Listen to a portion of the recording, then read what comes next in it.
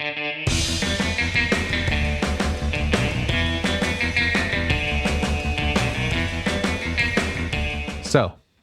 it finally happened to you. You were having a nice, fun time sitting down at your LGS for some games of Commander, and what do you know? Someone showed up with a mill deck. And now you can't play with all those fancy cards you bought. Just grab them back out of the graveyard. Today, we're going to be looking at the wide world of recursion, the art of pulling stuff out of the trash and sometimes getting to play it even more than once each game. Before we get started, hey, I'm Clint. You're chilling at the Mana Cooler. Thanks for stopping by.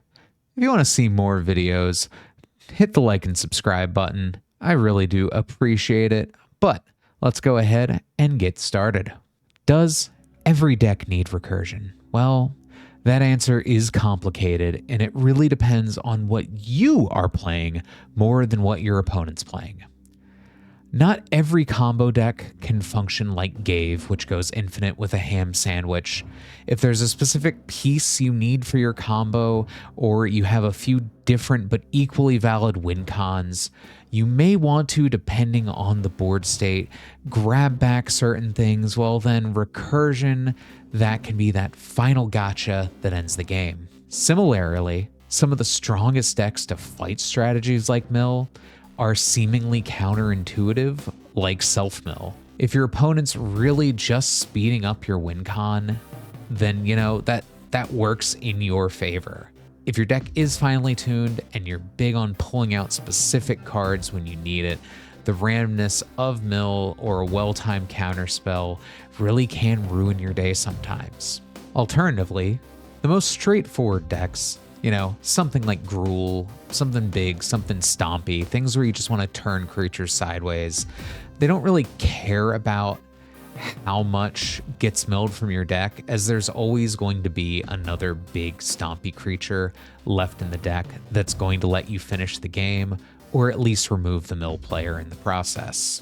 There's a lesson we can learn from the Noble Gruul player, and that consistency is also the key in winning most games of Commander. But hey, that just might be me and my excessive stack of tutors talking. Another point of order, let's talk about card advantage. While this isn't a foolproof assessment, you can often tell who's winning in any card game, not just Magic, by who has the most cards in hand and on the table at any given point in time.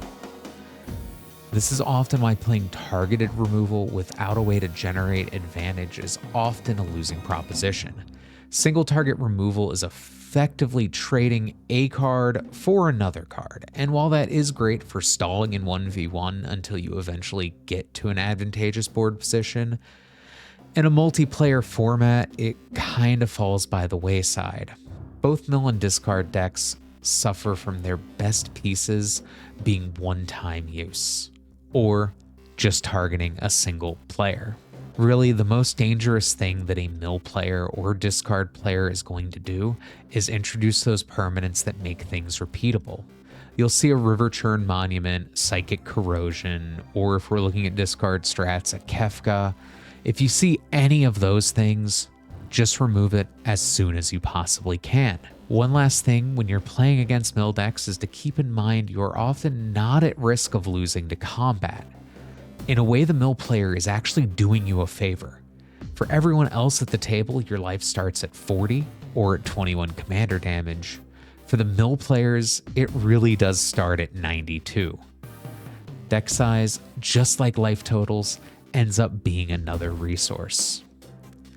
With that all out of the way, let's look at how we can get our cards back. While this is not a comprehensive list, there's a lot of sneaky stuff that can also get itself out of the graveyard. Most things with an escape cost, or phoenixes, or things like Gravecrawler. Just lots of stuff. But we're not going to focus on those here. Just the stuff that specifically will grab other stuff for us. Sun Titan is the gold standard of this creature is going to bring something back from the graveyard. And if White's not doing things like that on Sarah Paragon, Saint Celestine, or Angel of Indemnity, they have so much mass recursion such as Raise the Past, Return to the Ranks, Ascend from Avernus, Dusk, Dawn.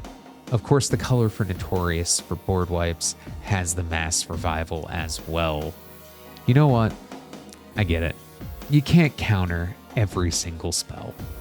Sometimes stuff just kind of ends up in the graveyard and you really want it back. While your creature recursion options are limited, you still do have body double here, but where we're really going to shine is with everything else. Snapcaster Mage is the shining jewel of blue recursion and is a home in every applicable Spellslinger deck already. Relearn and Deja Vu can grab some things. Archaeomancer, Aberrant Mind Sorcerer, Aquatic Alchemist, or Arcane Proxy can get instants or sorceries. Rootwater Diver, Archaeomender, Argivian Restoration, or Academy Ruins can even grab artifacts. While you might think, why is so much of this recursion on creatures? Well, that's just so that you can blink or bounce them and get even more value out of those cards.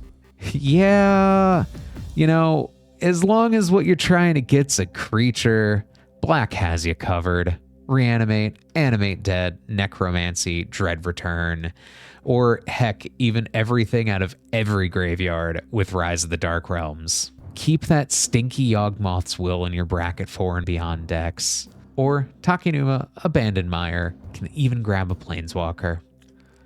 Underworld Breach, full stop. It might be a game changer, but it definitely will do the trick. Otherwise, we have Ardent Elementalist, Invoke Calamity, Mizzix Mastery, can all grab sorceries and instants.